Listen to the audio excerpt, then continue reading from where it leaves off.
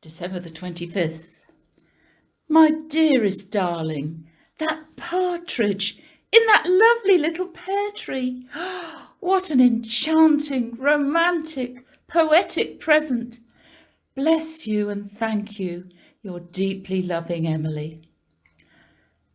26th of December.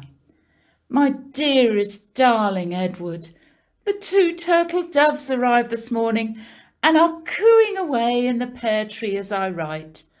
I'm so touched and grateful. With undying love, as always, Emily.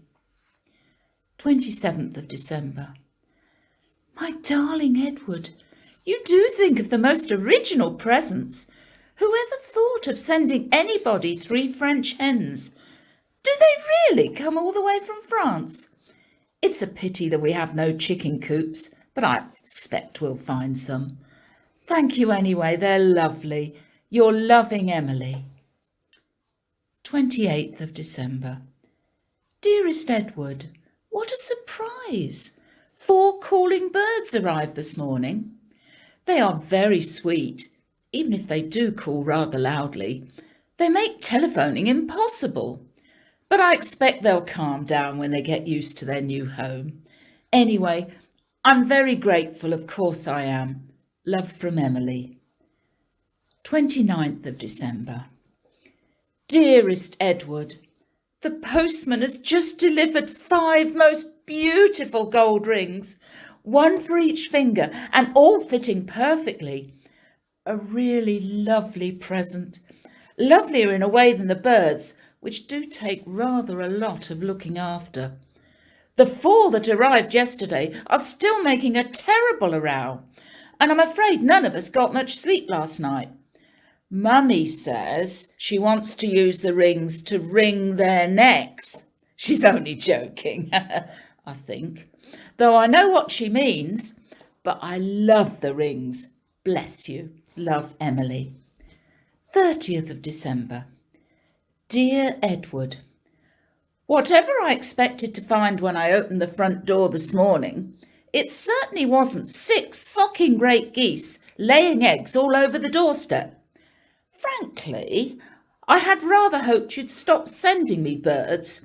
We already have no room for them, and they've already ruined the croquet lawn. I know you meant well, but let's call it a halt, shall we? Love, Emily. 31st of December. Edward, I thought I said no more birds, but this morning I woke up to find no less than 7 swans all trying to get into our tiny goldfish pond. I'd rather not think what happened to the goldfish. The whole house seems to be full of birds, to say nothing of what they leave behind them. Please, please, stop. Your Emily. 1st of January. Frankly, I think I prefer the birds. What am I to do with 8 milkmaids and their cows? Is this some kind of joke? If so, I do not find it very amusing. Emily. 2nd of January. Look here, Edward. This has gone far enough. You say you're sending me 9 ladies dancing. All I can say is that, judging from the way they dance, they're certainly not ladies. The village just isn't accustomed to seeing a regiment of shameless hussies with nothing on but their lipstick cavorting round the green. And it's Mummy and I who get blamed. If you value our friendship, which I do less and less, kindly stop this ridiculous behaviour at once. Emily. 3rd of January. As I write this letter, 10 disgusting old men are prancing about all over what used to be the garden before the geese and the swans and the cows got at it. And several of them, I notice, are taking inexcusable liberties with the milkmaids. Meanwhile, the neighbours are trying to have us evicted. I shall never speak to you again, Emily. 4th of January.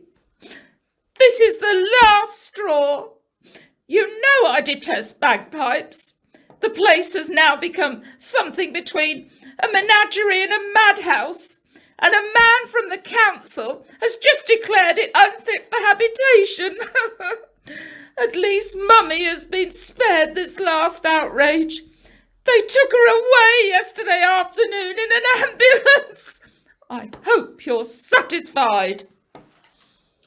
5th of January.